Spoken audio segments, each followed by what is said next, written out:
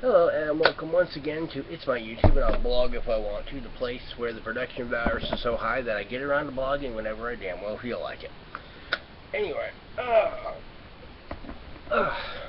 doing kind of a follow-up video and kind of a response specifically to Francois Bellevue, or I can't remember what it is, but it's somebody on Facebook actually who was interested in the wood glue method for pepakura hardening and wanted to actually kind of give an update. This is the helmet that I was working on in a older video, and just to kind of show you, you can see that it's got some strength to it. This is nothing but Type Bond Type 2 wood glue, which where I learned it was actually on a website called the 405 or the 405th. Basically it's as far as I know, it's mostly a Halo, which is a video game. It's mostly a Halo-based, like fan site, which they basically pretty much focus on like Halo armor builds, but they've got like a whole wide range of things actually. But yeah, like I said, it tends to be more of a Halo-focused board. I personally tend to spend more time on the RPF, which I'm going to see about getting that guy to either post the tutorial that I found on the 405 on the RPF, or see if I can actually just post it myself, although I may end up just doing it myself anyway. And like, yeah, I still got a couple pieces, like right here and stuff that I still need to touch up and all. But basically what I did with this is I for the initial coat, I actually thinned out the wood glue, half and half water to wood glue, and then just did the whole surface. And actually some of the dripping I've got is actually from that, but mostly mostly it doesn't really drip that much, except like I put it on kind of heavy in a couple of spots. Also, the deformation that's going on is because I actually had this thing stored, in one of the, on one of my shelves for about 3 months. And actually had something on top of it, which I really didn't realize. I can, if I actually decide to put in the effort, I can just put this on a form and I may end up getting a heat gun to put on it. But, it can be formed or whatever else. As you saw, stands up to damage pretty well. So, yeah. Basically, the wood glue does give a just as hard a shell as fiberglass resin. Now, the way that I did this, as I said, is I thinned out the wood glue approximately half and half. I think maybe a little less water than wood glue, but basically you just want to get a good coating on it. I ended up actually putting, because it does come out pretty thin, I ended up putting like 2 or 3 coats of the 50-50 mix, because I ended up with a lot on there. So I just, basically just gave it like a few minutes to dry enough to be able to put another coat on. You really only need one to start off with, but I just basically putting a couple, putting like maybe like 2 or 3 of the 50-50 mix. Just gives you just some good coverage. It just kind of fills in a little bit of the gapping that you'll get if you build from like the cardboard as opposed to the cardstock. For this, I actually use the display boards that you find at a lot of like science fairs and things like that in school. And it actually works pretty good. My preferred cardboard for building, though, is like the pizza boxes you get from a brand called Little Caesars. If you happen to see one of their pizza boxes, and then compare it to other ones, you'll see that the corrugation in some of the boxes is a little looser.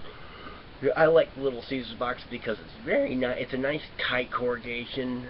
This, while still being as thin as the pizza box cardboard, the corrugation in it is a little bit, is a little looser rather than the tight weave that you have from the thing. But it's not too bad. But either way, if you build with the cardboard, like you can see, like right here, there's a bit of a gap. That's partly also because I didn't compensate as well as I could have, but I was also taking into account everything I was going to do for it afterwards. But I mean, like, I don't know if you can really see it that well. I mean, there is no, I mean, it's covered. So if I was putting paint on it and everything else, you wouldn't notice the gap at all. But anyway, once you have the base coats down, then you take the baby wipes, as I said in one of my other videos, and just your standard baby wipes. I ended up cutting a couple of very small pieces. These are actually about 1.5 inches by 1.5 inches. I usually do like 3 or 4 inch long strips, about 1.5 inches, 2 inches wide, so that way I can just get, you know, basic coverage. Same thing you do with standard fiberglass cloth. And then I cut smaller pieces to be able to do things like the tip wraps and things like that. Although you can also use these smaller pieces in areas like here, where you've got a much sharper, you know, thing, because that way you can kind of put it in there. And then you take this. I actually use as a basting brush. It's silicone, so you can actually use fiberglass resin too. Once it cures, you just peel it off.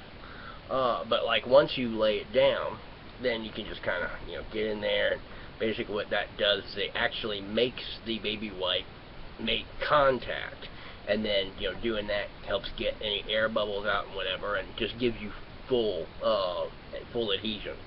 But basically what you do is, you know, I like to actually, while the initial surface is still, you know, still a little bit tacky, I'll put it on and see if I can get it to stick on its own, and if it can, then alright, cool, I'll just, along the entire thing, you know, just use the tips and just kind of, and what that does is that gives you that full adhesion. You don't have to worry about it actually being fully saturated. You just want to make sure that it is, in fact, make sure that the underside is in full contact.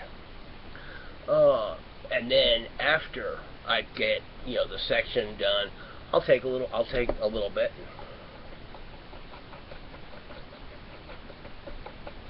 and actually cover the pieces.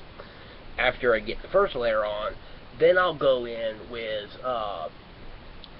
yeah, I thin it out probably about 25% water, maybe about, you know, anywhere from like 15 to 25% water, because you don't want it to be runny, but you don't want it to cling to the brush like regular straight wood glue would do. But yeah, I thin it out just enough so that it actually can be painted much easier. After I get the full layer of the baby wipes on, I find that baby wipes work just as well as fiberglass cloths in this, but end up being a lot cheaper.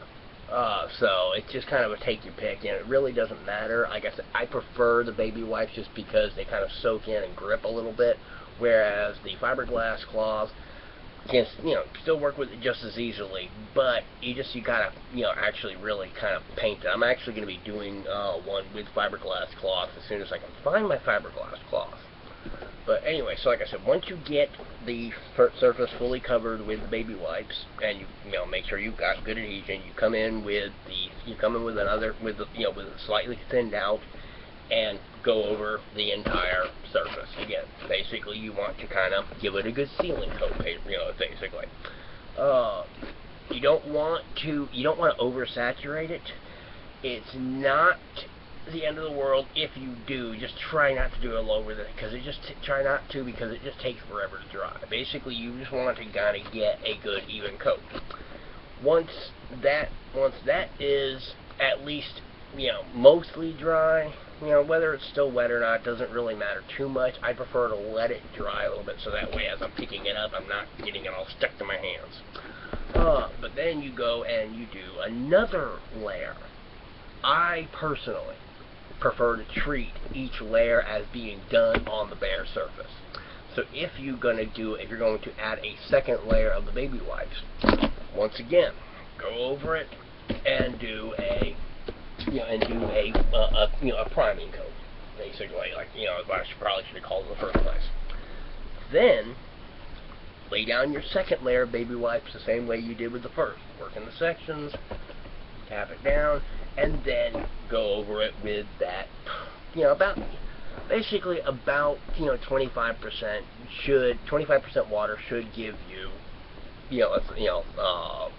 should give you, good enough to be able to get it coated and everything, and then basically let it dry. And then once you actually put on the number of layers that you're going to put on, then you come in, and I actually, depending on saying, like, I actually did some of this in just straight wood glue. I did not thin it out at all. And then in other areas, like, I can't really remember which one I did where, I actually ended up thinning it out. I mean, like, I just put just a little bit of water, just enough so that it wasn't giving me a massive amount of resistance, but not really enough to be called thinning it out.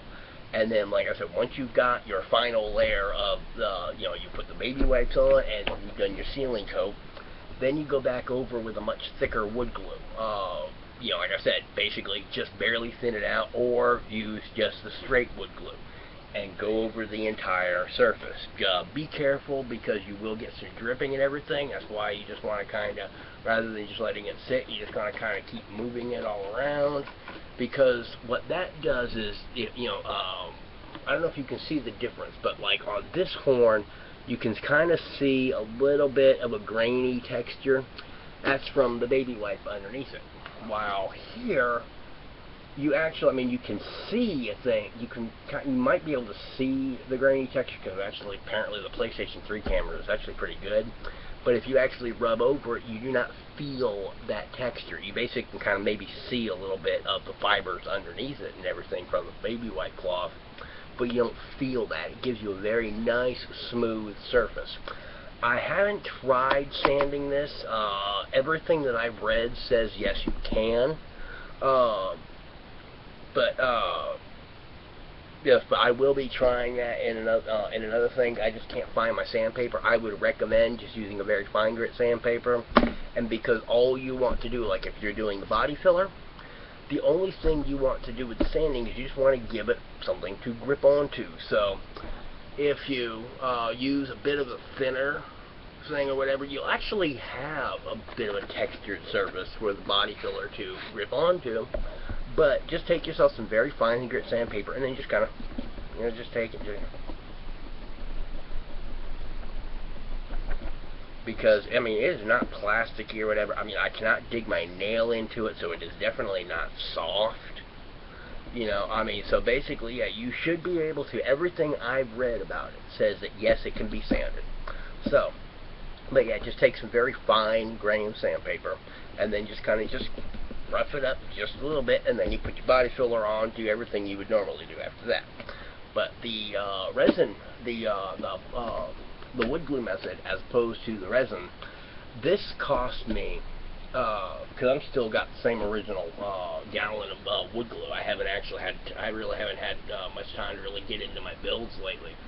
But that gallon of wood glue cost me around half of what the resin would cost in the same quantity. As you saw in my previous video, that if you've watched that, or the previous video about this, you can work with it barehanded. So that means, like, when my kid gets a little bit older and I want to start getting him into doing this stuff, then I can actually have him help just kind of smooth down things or whatever else, and then just let the wood glue dry, and you can have fun peeling it off and stuff like that. So it's a lot safer. It is a lot cheaper. The fiberglass cloth versus the baby wipes, I haven't actually really done a comparison per se, but from what I've seen, the amount of coverage you can get from the baby wipes versus what you can get for the fiberglass cloth, you can get like a $5 pack of baby wipes that is about that's a good it's about 4 inches thick of the baby wipes, and it will give you a lot more coverage area than like a $7 or $8 pack of fiberglass cloth. So, and that's even with doing 2 layers. So, like I said, the wood glue and the baby wipe stuff, in terms of safety, in terms of economics, and in terms of even the structural strength and everything else, to me, it is a much better method overall. And just to compare,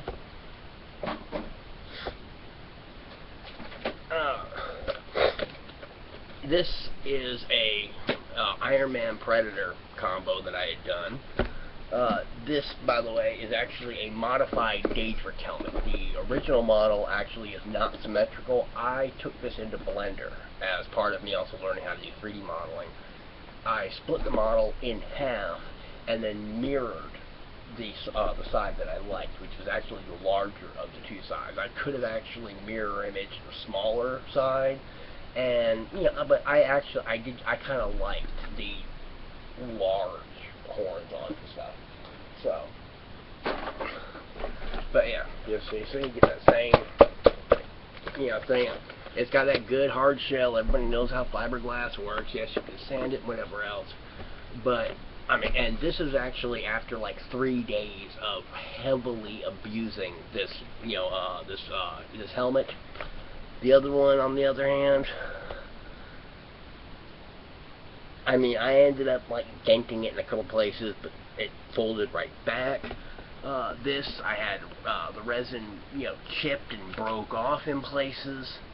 So overall, damage resistance, everything I have found personally, the wood glue method is much better than the fiberglass resin. Now, the fiberglass is good for certain things, but realistically, when it comes to the surface and everything, it's your paint, your top coat, and things like that you really have to worry about for your for damage resistance, because that's what gets scuffed up. The wood glue and the fiberglass is basically a structural method, or a structural component. Which, like, if it gets to the point where it's damaging the fiberglass or the wood glue, you've got bigger problems than how your paint's looking, basically. But yeah, this also, when I was working with this, I actually combined 2 different Iron Man patterns. Actually, the jaw and back of the helmet here are actually from 2 different Iron Mans.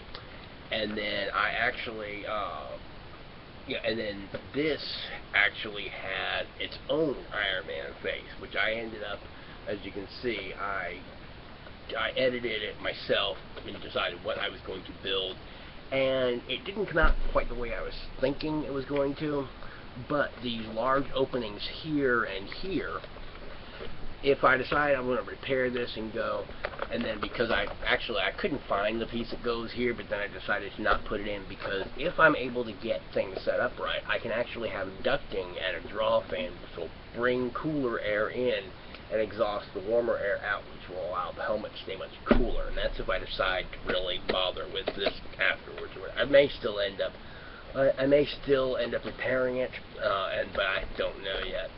And the targeting laser, the original pattern for the Iron Predator, I really didn't like the thing. I mean, this came out looking exactly as the original piece was supposed to anyway, but I actually found that a much simpler pattern from a laser screwdriver pattern from Doctor Who, the Master's laser screwdriver, it gave me exactly what I was looking for with much less parts and much simpler unfold on that one. So, but yeah, basically, for those of you who are wondering about the difference between the wood glue and the resin methods, you see the wood glue, in terms of the actual results, 6 of one and a half dozen of the other.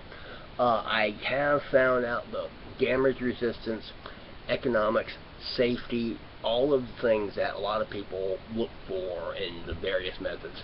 The wood glue is much, much better. So, speaking of Predator and other combinations, this is my current project. This is actually going to be a custom Darth Vader helmet.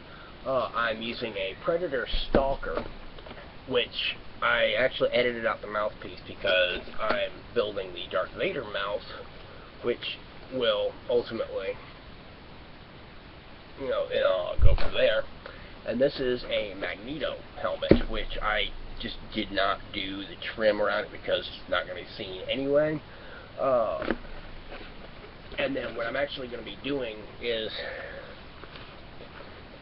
I'm going to be using magnets to be able to attach the helmet.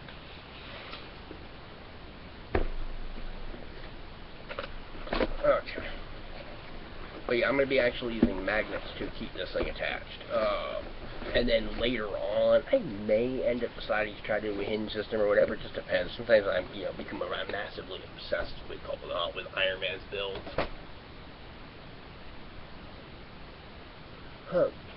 Well, anyway, that's what I got going on so far. And then this here is the Darth Vader mouse. So I'm going to be finishing this up a little bit. And then figuring out how to use some of the other pieces from the build. In any event, thank you for continuing to watch, and have a nice day.